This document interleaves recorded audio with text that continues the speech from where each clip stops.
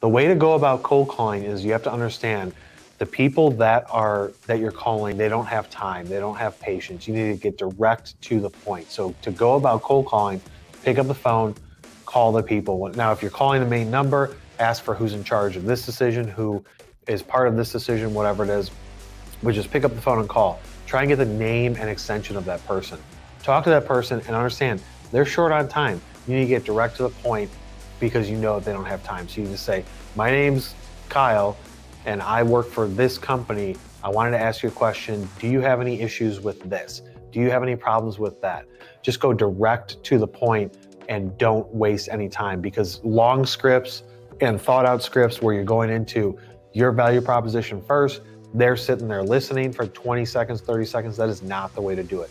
Go right into it. You know it's a cold call. They know it's a cold call. The other thing you need to understand is that 70, 80% of the time, nobody's going to pick up the phone. You have to be ready to leave a voicemail.